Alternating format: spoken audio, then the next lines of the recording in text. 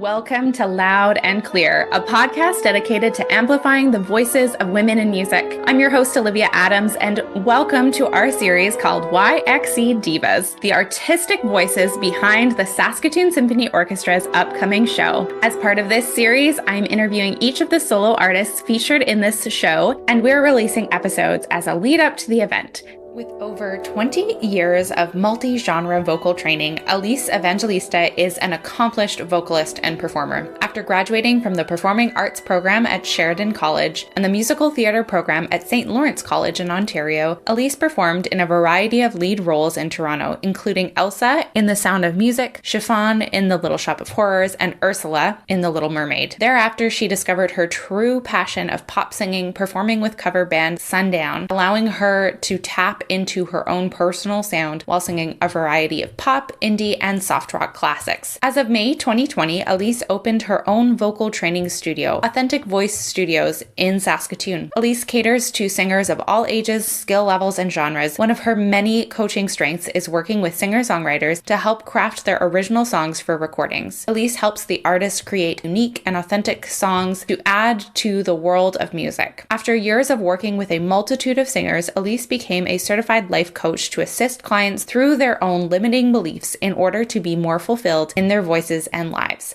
Today, it is my pleasure to chat with Elyse Evangelista. Welcome. I'm so excited to be chatting with you. How are you doing, Elyse? I'm doing great today. Thank you so much for having me, Olivia. This is awesome. My pleasure. I'm so excited to chat with each of the individual artists. There's such a range from hip hop to solo singers to folk singers to classical. We're going to get a whole variety. So I'm excited to be chatting with you. But I like to start all of my interviews with the same question. And that is, what led you down the path of becoming a musician? Well, it all started very young for me. I was one of those people who even before they could talk was singing. So I was just one of those kids that really, really loved music. And my parents saw that, and my parents were very supportive. So at 3, I started piano lessons with the lady next door to us, two doors down, Edna Thiessen, and I took piano lessons through the RCM with her.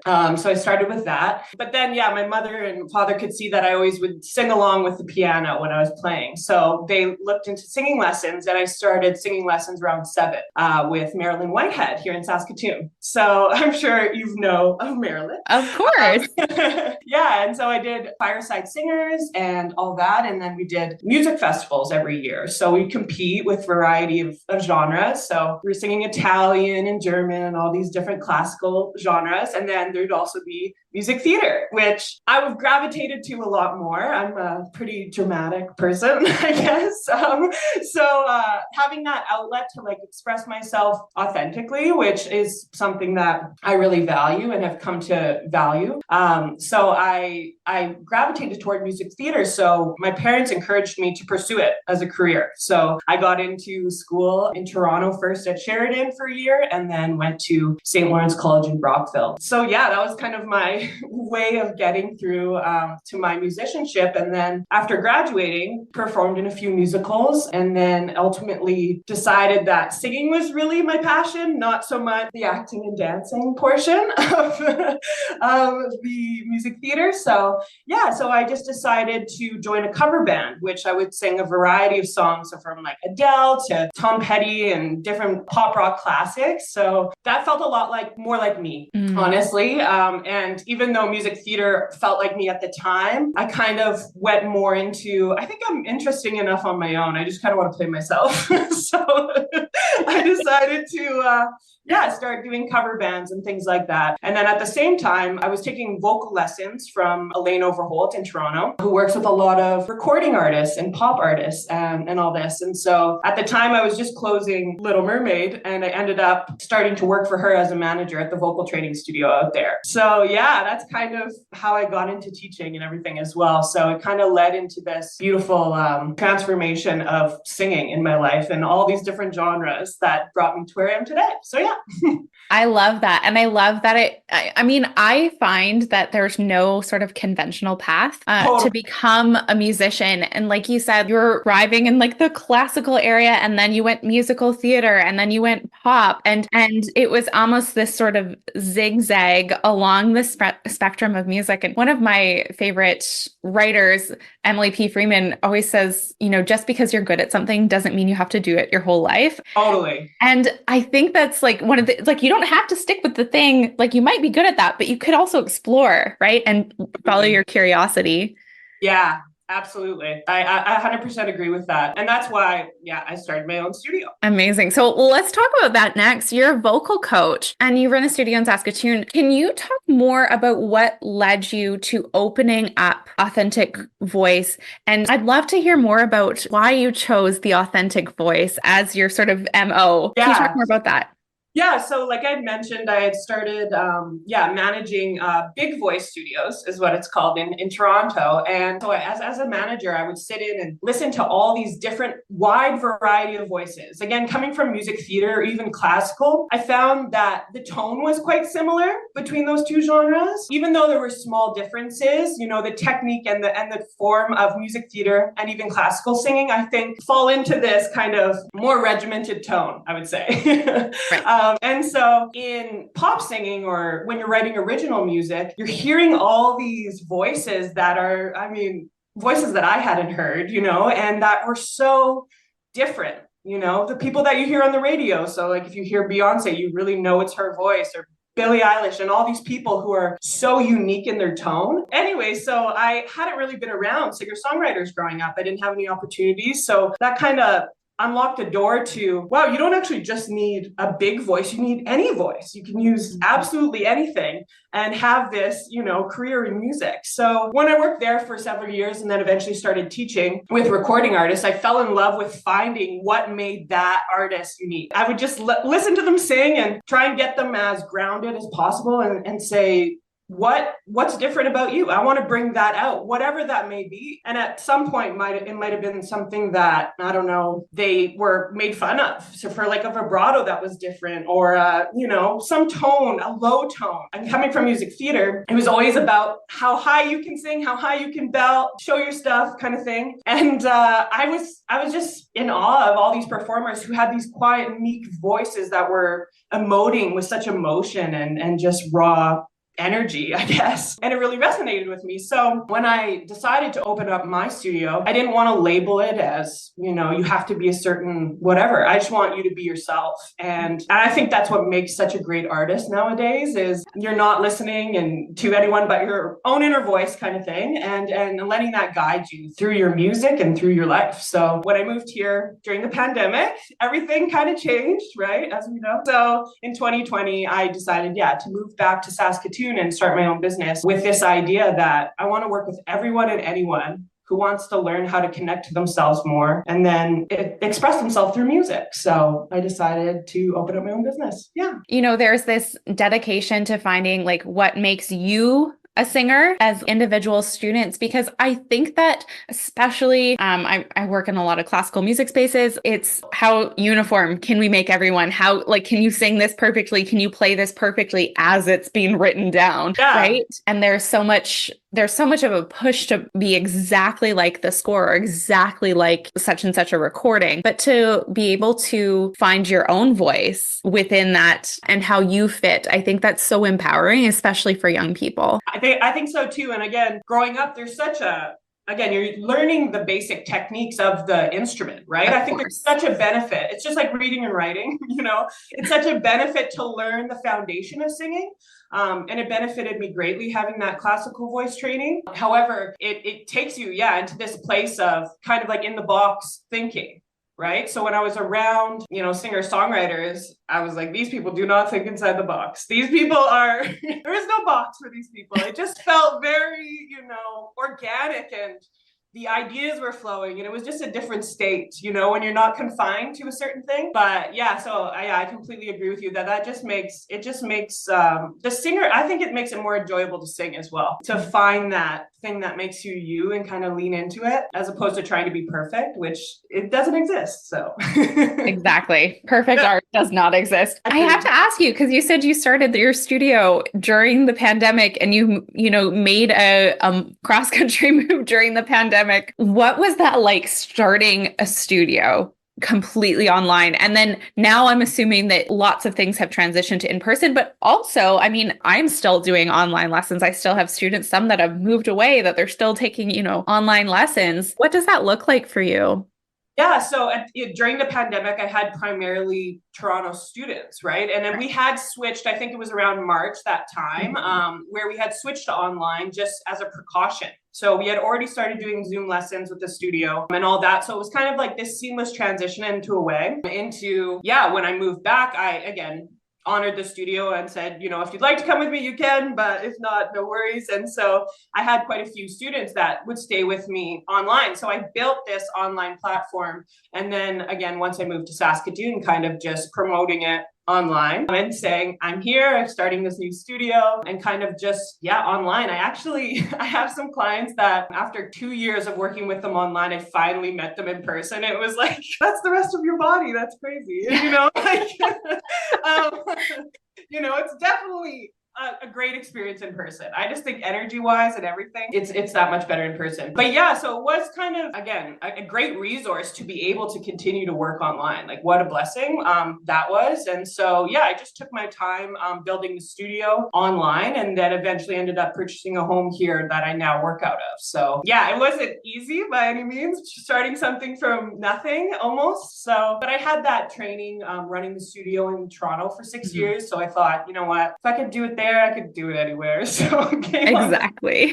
That's how I started it. Fantastic. Like you had already mentioned, like as part of your work, you've sung in so many different genres. Do you also coach in multiple genres? And then do you yourself still sing in cross genres? Do you find that challenging, or do you find they can feed into each other?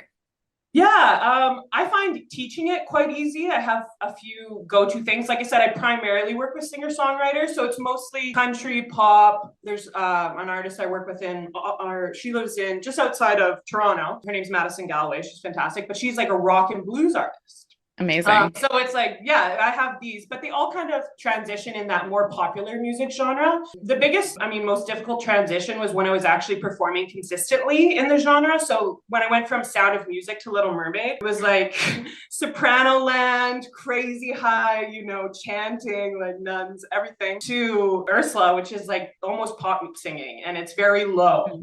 So it took a while for my like larynx to come back down and sing those lower notes. That was probably the hardest transition. But now, I do primarily one-off shows here and there is more my preference now, just lifestyle based and just energy wise. It's more my thing. So I have months to prepare or whatever for a wedding or whatever I end up singing at. So it's not that difficult for me now. But when I was doing 8 shows a week, it was quite the transition for sure. I can imagine. Man, going from Sound of Music to Little Mermaid, I'm just thinking like that transition, it's so huge. No. And the craziest thing is I went from Little Shop of Horrors, which is even more pop, to Sound of Music. And again, my cast members from Little Shop came to Sound of Music and they were like, you're a different person. That's not the same voice. Like that is, it's a completely different genre, but it's because I had that, significant amount of training that I could just kind of fall back on it. So it was really cool. Mm-hmm. Do you find that you work with clients, like even younger or just younger students that as you're teaching that want to sort of dabble in multiple genres? Yeah, so that's kind of what I offer that a lot of other coaches don't. I think a lot of people do follow, again, once you have a bachelor's in music, you kind of follow that curriculum quite, whether it's, RCM or what have you. So I always say I'm more of a joy-based teacher. So I find not that it's not joyful to be regimented, but I think at a young age I think kids know what they want at a young age. more than we lose that as we age. So I think kids are just, I want to sing this, and it's just, okay, let's explore that. And then the next day they, watch another TV show and learn this new song, and they're like, I love this song, let's do this. It's just very clear for them what they want to do. So yeah, I kind of let them guide intuitively what they want to experience, and then, mesh in a little bit of technique and things like that to push them forward. But I work with primarily teenage and adults, so they pretty much know kind of what genre they're in or what they enjoy too at that point. So yeah, it's completely dependent on the artist. Yeah. I love that you said you're a joy-based teacher. That's a great slogan. Yeah. I just want to have fun. I've done all different types of training, and I think the coolest part was just getting to know myself at a later age. So if I can implement that into younger kids and tell them to trust themselves now, you'll save 20 years of your life trying to figure it out, sit with what feels good. Yeah. For sure. And you're right. Like a lot of times kids know what they want and it changes. But, like one week I have students come in, well, okay, I want to learn this sonata that I heard on the radio. Okay, let's do it. And the next week, I want to play a Taylor Swift song. Can we mix that in? Right. Or I just rewatched The Lion King. Can we learn one of those? Right? Yeah, absolutely. It's just, I just don't think creativity is linear. Yes. And I don't think it should be, this is right, this is wrong. Mm-hmm. If you want to sing in 3/4 time and then switch it to something else, let's do it. Let's figure out how to make it work. It's like that creativity is what creates new music. It's what creates, new sounds and everything. You say it only should be this way. I just think it limits people. Yeah. And especially at that younger age, you don't want to stifle, well, at any age, you don't want to stifle that creativity by saying, no, you need to learn this, right? Like you said, sprinkle the technique in. Of course, the technique's important. Of course. And you don't want to give students, things that they're not ready for. And at the same time, allow for that creativity, because why not? Why not? Exactly. Follow what makes you feel good. That's what I always said. Feels good, let's do it. As you know so well, artists, we wear so many hats in a day. Could you tell us what a day might look like as an independent musician? Yeah, so every single day is different, as you know, depending on the artist I'm working on. Sometimes I'm working with someone who has a month to prep for a recording or something like that. So I'm, listening to demos they're sending me, and I'm giving feedback even through email, just listening to, different songs and giving my opinion before they go in and record the vocal. So that kind of happens in the morning time. I never usually work before noon, mostly because no one wants to sing before noon. It seems like a thing. One of the beauties of being a music teacher. Yeah, I love it. So it'll be that kind of stuff, admin stuff in the mornings, and then teaching usually throughout the afternoon to mid-evening, and with all different types of artists. So one person could be, going in to record an album tomorrow. Next person could be a 50-year-old who wants to reconnect with their voice from childhood. It's like this absolutely insane dynamic of variety, which I haven't found anywhere else in my life. And that's why I love it so much. It's just, you never know what's going to come through the door that day, or where that artist is going to be at, or what they need from you. And it's just it's the most thrilling job. I'm very blessed to have it. Absolutely. I mean, I agree. I'm like, I love my job. I love being a teacher. And also I'm like, I still get to perform. I still get to record things. I still get, all of those aspects. Yeah, it's absolutely amazing. And to record and just be a part of the creative process, I think it's just one of the best feelings to see something come from 2 lyrics, like 2 beginning verses, to being on the radio. It's like, wow, it really happened. All those things happen. And it's such a cool thing to be a part of. Fantastic. Well, you have an upcoming concert with the Saskatoon Symphony, which is why I've asked you to come on the podcast today and why we're chatting. I wonder if you can talk a little bit more about that program and what our audience can look forward to. Can you tell us what you're going to sing, or is it under wraps still? No, I don't believe it's under wraps. Yeah, so we were able to choose our own material. I know that some people are doing original work and covers, so I decided to do 2 covers. I'll be singing Feeling Good by Simone, as well as Natural Woman by Aretha Franklin. So 2 big diva artists who have these big voices, but more than anything, I connect with both these songs. Again, it's all about feeling good in your own skin and feeling natural and just being yourself. So I'm at the point in my life where I only like singing songs I can relate to.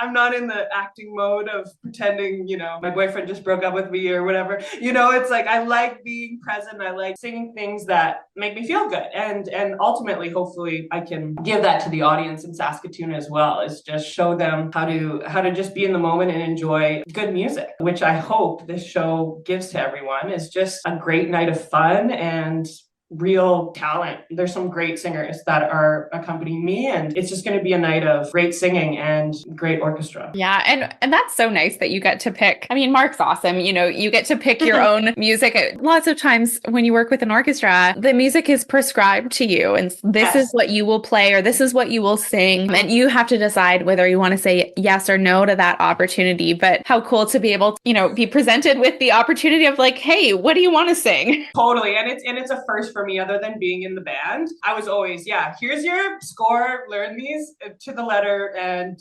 perform. So it's definitely a different type of show. And I'm very excited to be a part of it, just to have that freedom, again, to be myself and sing with such a talented orchestra. So it's going to be fantastic. What is it like to get to perform with your hometown orchestra? Have you sung with an orchestra before? Yeah, so I've sung with orchestras doing music theater. We always have like a live of course multi-piece orchestra. Yeah, I've never sang with the SSO, so I'm very, very excited. And just to network with all those wonderful musicians and get to know everyone and create this hopefully very organic, wonderful performance. So I'm very much looking forward to it. About the arrangement and just having all these big instruments, especially in Feeling Good, it has all these big moments, and I can already hear the strings and everything. I'm very, very excited to perform those songs specifically with an orchestra. I think it's going to be fantastic. Did you have a say in the arrangement? Like, I know that SSO does a lot of original arrangements and stuff. Did you have a say in that? I think it's going to be a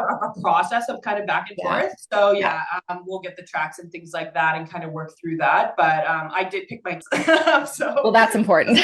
Those are the most important things to me, as long as you do it in those keys. And so that collaborative, once we get together and kind of run it a few times and find that balance of what works, should be quite the experience. I'm looking forward to it.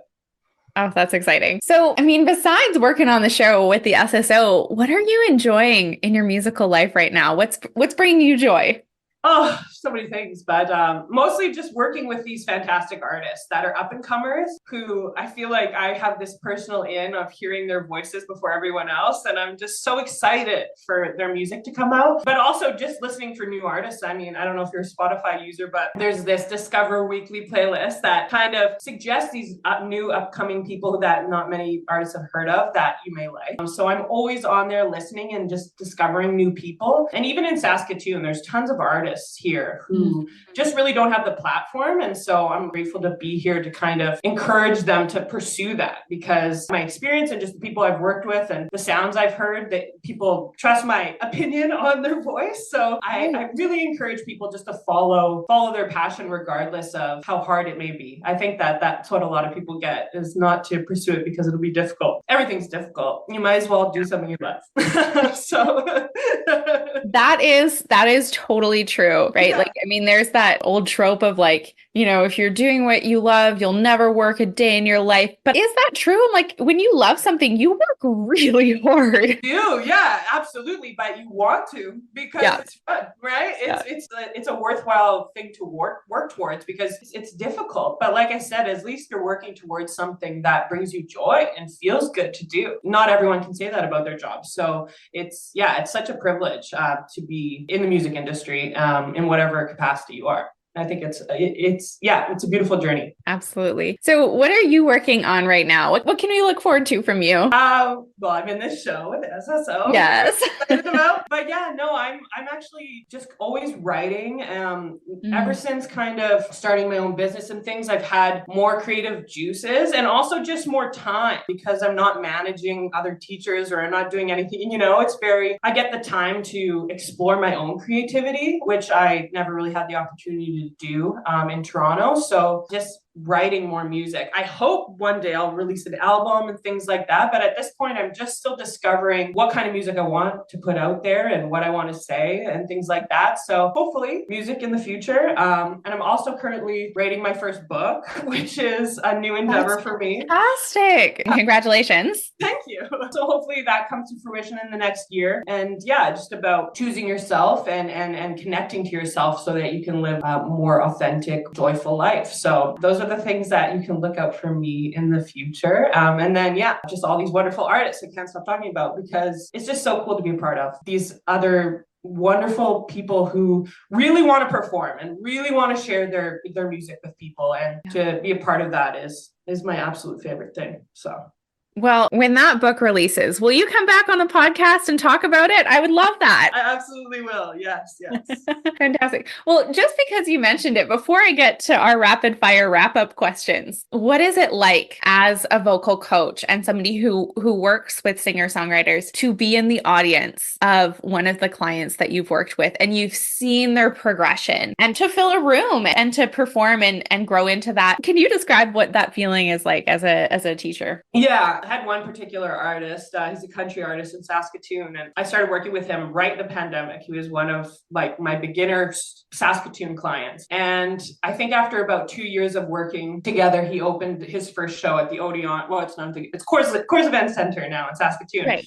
A large, event center. And I remember going and watching him there and just thinking, nobody knows how much he's worked on this or anything, but they're all so happy to be there and enjoying the experience. And that's, I think, why I do what I do, is to just create more art in the world and to create more music and to create, a place where people can get together and, just really feel that amazing energy that comes from music. So to describe the feeling is I'm just so happy for the person that they, again, wherever they started, whether they never recorded or anything, and now they're performing and recording, and to watch them realize their dreams and that they stuck with and made it happen.